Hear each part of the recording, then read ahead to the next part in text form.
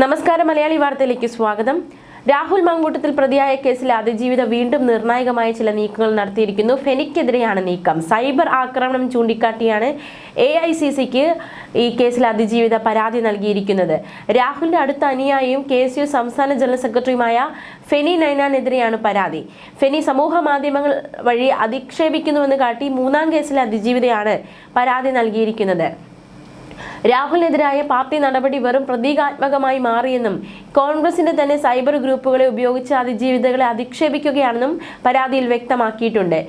AICC general secretary Deepa Das മുൻഷിക്കും മഹിളാ കോൺഗ്രസ് അധ്യക്ഷയ്ക്കും അതിജീവിത അയച്ച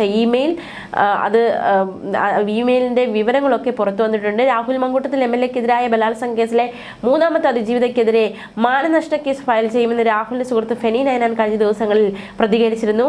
നീതിപൂർവമായ നടപടിയാണ് അതിജീവിതയ്ക്ക് വേണ്ടതെങ്കിൽ പോലീസിന് പരാതി കൊടുത്താൽ പോരെ, തനിക്കെതിരെ കോൺഗ്രസ് നേതാക്കൾക്ക് പരാതി നൽകേണ്ടതുണ്ടോ എന്നായിരുന്നു ഫെനി നൈനാന്റെ ചോദ്യം. എന്തായാലും ഫെനി നൈനാൻ മൂന്നാമത്തെ അതിജീവിത പോരാട്ടം മുറുകുകയാണ്.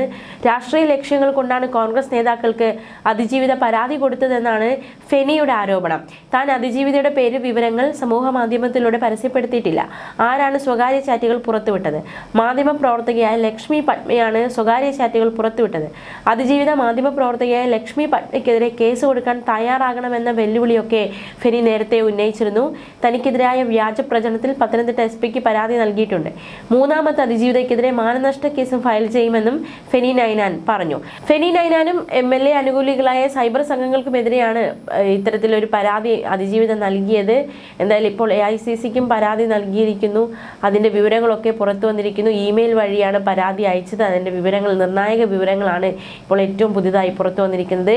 കേസുകൾ കോടതിയുടെ പരിഗണനയിലിരിക്കെ ഫെനി നൈനാൻ ഉൾപ്പെടെയുള്ളവർ വ്യക്തിഹത്യ ചെയ്യാനും ഭീഷണിപ്പെടുത്താനും ശ്രമിക്കുകയാണെന്നാണ് പരാതി.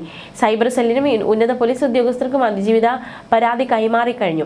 സ്വകാര്യ ചാറ്റുകളും ചിത്രങ്ങളും സമൂഹ മാധ്യമങ്ങളോട് പ്രചരിപ്പിക്കുന്നത് ഇരകളെ മാനസികമായി തകർക്കാനും കേസിനെ അട്ടിമറിക്കാനുമുള്ള ബോധപൂർവമായ ശ്രമമാണെന്നുമാണ് പരാതിക്കാരിയുടെ ആരോപണം. രാഹുൽ മാങ്കൂട്ടത്തിനെതിരെ കോൺഗ്രസ് നേതൃത്വം പ്രതീകാത്മക നടപടി മാത്രമാണ് സ്വീകരിച്ചത്. ഇപ്പോഴും പാർട്ടി അനുഭാവികളായ സമൂഹ മാധ്യമ ഹാൻഡിലുകൾ വഴി പ്രതിക്ക് അനുകൂലമായ പ്രചാരണങ്ങളുണ്ട്. ഫെനി നൈനാൻ അതിജീവിതമാരെ മോശക്കാരായി ചിത്രീകരിക്കാനും അവരെ നിശബ്ദരാക്കാനും നേതൃത്വം നൽകുന്നുവെന്നും പരാതിയിൽ വ്യക്തമാക്കിയിട്ടുണ്ട്. അതേസമയം രാഹുൽ മാങ്കൂട്ടത്തിൽ നേരത്തെ 24 ന്യൂസ് ചാനലിൽ ഹാഷ്മി താജ് ഇബ്രാഹിമിന് നൽകിയ അഭിമുഖത്തിൽ സ്വയം വാദങ്ങൾ നിരത്തി രംഗത്ത് വന്നിരുന്നു. അതായത് താൻ സാമ്പത്തിക ചൂഷണം, മൂന്നാമത്തെ പരാതിക്കാരിയെ താൻ സാമ്പത്തികമായി ചൂഷണം ചെയ്തു എന്ന ആരോപണം തെറ്റാണ് എന്നാണ് രാഹുലിന്റെ വാദം. ഫ്ലാറ്റ് വാങ്ങിത്തരാൻ താൻ ആവശ്യപ്പെട്ടിട്ടില്ല. ചെരുപ്പ് വാങ്ങി തന്നുവെന്ന ആരോപണം വസ്തുതാ വിരുദ്ധമാണ്. മെസ്സേജുകൾ മുഴുവൻ പുറത്തുവിടണം.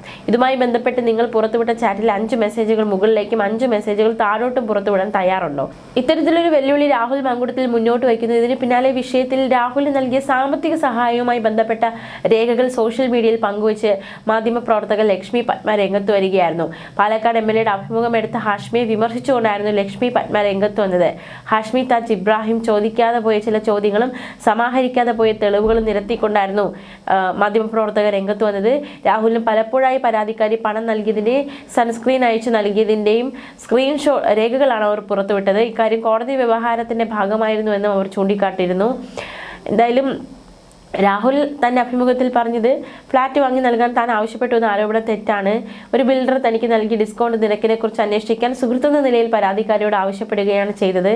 ആ സംഭാഷണത്തിന് മുകളിലെയും താഴെയുമുള്ള മെസ്സേജുകൾ പരിശോധിച്ചാൽ അത് ബോധ്യപ്പെടും. താൻ ലോൺ എടുത്ത് സ്വന്തം പണം ഉപയോഗിച്ചാണ് ഫ്ലാറ്റ് വാങ്ങാൻ ഉദ്ദേശിച്ചിരുന്നത്.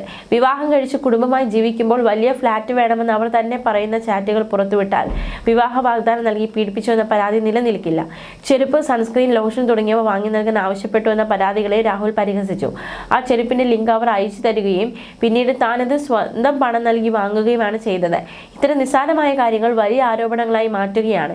ഈ പരാതികളിൽ പറയുന്നതിനേക്കാൾ വലിയ സത്യങ്ങൾ കോടതിയിലൂടെ പുറത്തു വരുമെന്ന് രാഹുൽ മാങ്കൂട്ടത്തിൽ പറഞ്ഞു. ഇത്തരത്തിൽ പറഞ്ഞതിന് പിന്നാലെയാണ് ഈ സാമൂഹിക മാധ്യമങ്ങൾ വഴി വലിയ രീതിയിലുള്ള സൈബർ ആക്രമണം നടത്തുന്നു എന്ന ആരോപണവുമായി പെൺകുട്ടി രംഗത്ത് വരുന്നു. പരാതി നൽകുന്നു. ഫെനിക്കെതിരെ നടപടി സ്വീകരിക്കുന്നു. ഫെനിക്കെതിരെ പരാതി നൽകുന്നു. ഇതിന് മറുപടി വെല്ലുവിളിയുമായി ഫെനി രംഗത്ത് വരുന്നു.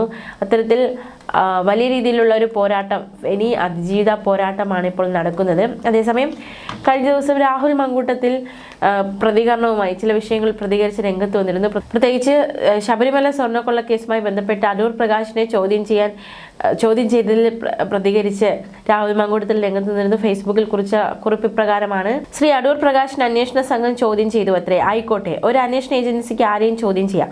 പക്ഷെ എന്താണ് SIT അന്വേഷിക്കുന്ന ഇവിടുത്തെ ഒഫൻസ്? പോറ്റിക്കൊപ്പം ആരൊക്കെ ഫോട്ടോ എടുത്തു എന്നുള്ളതാണോ? അതോ ഈ ക്രിമിനൽ കേസിൽ പ്രതിയാകും മുമ്പ് ആർക്കൊക്കെ ഉണ്ണികൃഷ്ണൻ പോറ്റിയുമായി പരിചയമുണ്ടെന്നാണോ? ഫോട്ടോ എടുക്കുന്നവർക്കൊക്കെ ചോദ്യം ചെയ്യൽ നോട്ടീസ് അയക്കാനാണ് SIT ഉദ്ദേശിക്കുന്നതെങ്കിൽ ക്ലിഫ് ഹൗസിന്റെ അഡ്രസ് SITക്ക് അറിയില്ല എന്നാണോ? SIT അന്വേഷിക്കുന്നത് ശബരിമലയിലെ സ്വർണ്ണക്കൊള്ളയെ പറ്റിയാണെന്ന് സർക്കാർ മറന്നാലും അന്വേഷണ സംഘം മറക്കരുത്. ആ സ്വർണ്ണക്കൊള്ളയിൽ ശ്രീ അടൂർ പ്രകാശിന് എന്ത് ബന്ധമാണുള്ളത്? ശബരിമലയിൽ സ്വർണ്ണക്കൊള്ള നടത്തിയത് 2019 മുതലാണ്. ശ്രീ അടൂർ പ്രകാശ് 2019 തൊട്ട് സർക്കാരിന്റെ ഭാഗമല്ലാത്ത പ്രതിപക്ഷ MP മാത്രമാണ്. അങ്ങനെ ഒരു പ്രതിപക്ഷ MPക്ക് സർക്കാർ ആസൂത്രിതമായി നടത്തിയ ഒരു സ്വർണ്ണക്കൊള്ളയിൽ എന്ത് ബന്ധമാണുള്ളത്? അതോ ഒരു പ്രതിപക്ഷ MPക്ക് പോലും സ്വർണ്ണക്കൊള്ള നടത്താൻ പറ്റുന്നത്ര കഴിവ് കെട്ടവരാണോ ഈ ഭരണകൂടം? അപ്പോൾ കാര്യം അതൊന്നുമല്ല. ശബരിമലയിൽ അയ്യപ്പന്റെ പൊന്നു വരെ കട്ട ഈ ജനവിരുദ്ധ സർക്കാരിന് നഷ്ടമായ ഇമേജ് വീണ്ടെടുക്കാൻ പറ്റുമോ എന്നുള്ള ലാസ്റ്റ് റൗണ്ട് ശ്രമമാണ് ഇവർ നടത്തുന്നത്. ശ്രീ വിജയൻ സേനയും വിജയന് സ്തുതി പാഠകരായ ഒരു വിഭാഗം മാധ്യമ പ്രവർത്തകരും എത്ര ഓവർ ടൈം ഡ്യൂട്ടി ചെയ്താലും പഞ്ചായത്ത് തിരഞ്ഞെടുപ്പിൽ നിങ്ങൾക്ക് തന്നതിനേക്കാൾ വലിയ അടി നിയമസഭാ തിരഞ്ഞെടുപ്പിൽ ജനം തരും. ജനം തിരിച്ചറിയും ഈ ചോദ്യം ചെയ്തതിലെ രാഷ്ട്രീയം. പോറ്റിയെ ശബരിമലയിൽ കയറ്റിയതും ജയിലിൽ നിന്ന് ഇറക്കിയതും സഖാക്കളാണ് എന്ന് പറഞ്ഞായിരുന്നു രാഹുൽ മങ്കൂട്ടത്തിൽ ഫേസ്ബുക്ക് കുറിപ്പ് അവസാനിപ്പിച്ചത്. ന്യൂസ് ഡെസ്ക് മലയാളി വാർത്ത.